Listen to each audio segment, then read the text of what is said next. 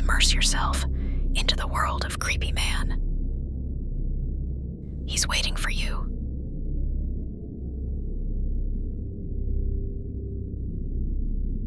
Before you watch this, remember one thing.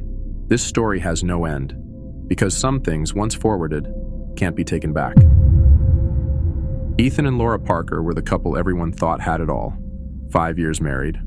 A cozy 2-story house nestled in a quiet cul-de-sac with neighbors who waved and lawns always trimmed. They had routines, shared playlists for dinner prep, Saturday morning coffee dates, Sunday walks through the park. But everything changed on a quiet Thursday evening. Laura hummed in the kitchen as she chopped rosemary and garlic for dinner. The aroma of rosemary chicken filled the air. The soft hum of their favorite playlist added warmth to the scene. Ethan, lounging on the couch, scrolled his phone absently. Then a notification popped up on Ethan's phone, but not the usual kind. Ethan frowned. A message from an unknown number. The contact had no name, just a blank gray avatar. The message read, "Play this. Watch closely. Then forward." Attached was a video file, 2 minutes and 13 seconds. The app looked unfamiliar. He didn't remember installing it. "Hey babe," he called out. "Did you send me something weird?" "Nope." "Why?" Laura asked. He stared at the screen. Something about the message felt wrong.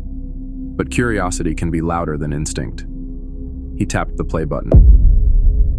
The screen went black, then flickered. Suddenly, flashes, rapid-fire images without sound. A woman crawling backward up a ceiling, limbs contorted. A man standing motionless in a forest, eyes glowing white in the pitch dark.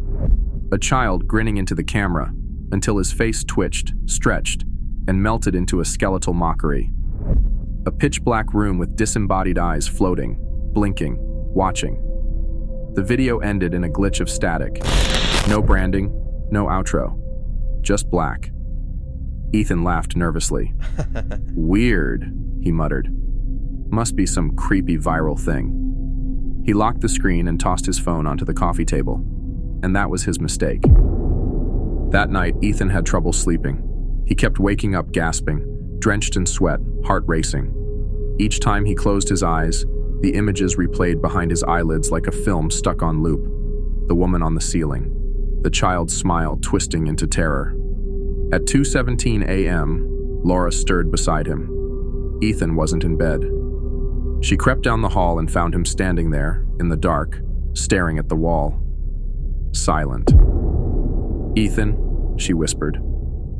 He didn't move. Then slowly, he turned. His pupils were dilated, unblinking, like he wasn't really seeing her. His mouth opened slightly as if to speak, but no sound came out for a few seconds. She backed away. "Go back to bed," he finally muttered, his voice hoarse. "I'm fine." But Laura could feel it. Something was wrong. Over the next 2 days, Ethan's behavior spiraled. He stopped going to work, stopped eating with Laura. He barely spoke. When Laura pressed him, he muttered things under his breath. She thought maybe he was having a psychotic break. She begged him to see a doctor. But every time she mentioned help or deleting the app, he'd fly into a rage. One night, she found him sitting in the dark living room, watching the video again. Over and over. His face blank, eyes red. "Ethan, what are you doing?" she asked. He didn't answer. She swore she saw her own face on the screen for a split second, staring back with hollow eyes. Then the screen flickered and went black. The next morning, the house was quiet. Laura was in the kitchen chopping carrots for soup. The radio played softly in the background, a normal morning, until the static cut in. A sudden sound behind her. She spun. Ethan stood inches away. His skin looked wrong. Pale, almost translucent, cracked like old paint. His veins bulged, dark and rotting. He didn't blink. "Ethan!" Her voice quivered. He lunged. She screamed, dropping the knife. She backed into the pantry, grabbing a broom handle as defense. He reached for her throat, but she shoved him back with a strength she didn't know she had. He paused, eyes twitching. Then suddenly, he turned and walked away, as if nothing happened. She ran. Laura called a friend, cried on the phone, begged for advice. But when the friend offered to come over, Laura hesitated. What if she got caught in whatever this was? That night, Laura locked herself in the bedroom. She heard Ethan pacing, muttering in the living room. At 2 a.m., she peeked through the keyhole. He was sitting in front of the TV. It was off, but he was talking to it, or rather, to the reflection in the dark screen. Laura pressed her ear to the door. She wants her story forwarded, Ethan whispered. She needs to be seen, over and over. A pause. Or I burn. That night, Laura planned her escape. She grabbed her purse, her phone, and headed toward the door. But Ethan stood there, axe in hand. Where he got it, she didn't know. Don't leave, he rasped. She's already inside you. Laura turned and bolted.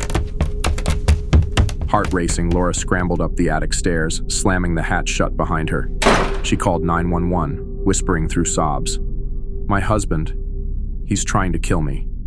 Please, I think he's sick, or possessed or something. Please hurry. Then, the attic hatch rattled, again. Louder, cracks forming in the wood. Then, silence. She thought maybe he gave up. Then, a hand burst through the hatch and gripped her ankle. He pulled her down screaming, dragging her across the hallway floor. She kicked wildly, breaking free, and dashed toward the front door. Just as she reached it, Ethan appeared, but not like before. He moved like light, flickering, blurring, as if reality couldn't contain him. She froze. Behind him, a woman, standing still. Pale skin, soaked hair, hollow eyes. The same woman from the video.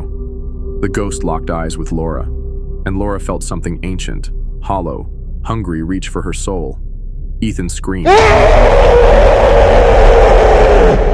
An inhuman, distorted howl, and charged, axe raised. She grabbed the closest thing, a lamp, and smashed it across his back.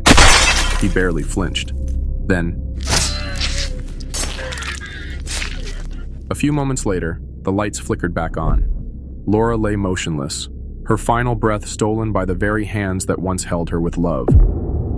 In the corner, Ethan sits, knees pulled to his chest, eyes vacant and glassy. A faint glow flickers on his face from the phone clutched in his trembling hand.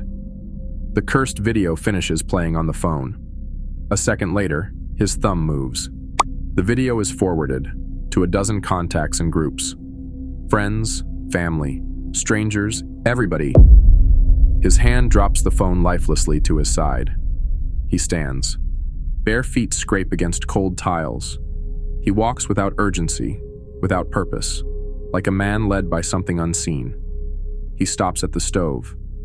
Slowly, deliberately, he bends down until his head rests on the metal burner. One hand reaches up, clicks the gas knob. A sudden burst of flame. His hair catches first, then skin. His head is on fire, but he doesn't move, doesn't scream. He just stands there, burning. The flames hiss and curl, dancing hungrily over flesh. And behind him, barely visible in the kitchen's reflection, she watches. The woman from the video, eyes black, smile wrong, as if satisfied the message was passed on. Neighbors reported screams, shattering glass, a woman yelling to 911. By the time the police broke the door down, the house was silent. The living room was a massacre, blood on the walls, scratches on the floor, but no Laura, no Ethan. Then they heard something, in the kitchen. It was Ethan, just stood, burning. Officers tried to pull him back, but every time they touched him, the fire grew, engulfing. He collapsed. Then a man in an office, lunch break, an average guy, smiling at a meme, checking group chats. A message notification. Play this, watch closely, then forward. He hesitates. Then he taps it. The screen flickers. Some videos go viral. Some go vengeful. Do not forward. Do not watch. Too late. If you're still here and if you watched, then maybe, just maybe, you should check your phone next.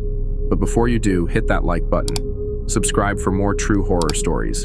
And remember, some messages are better left unread.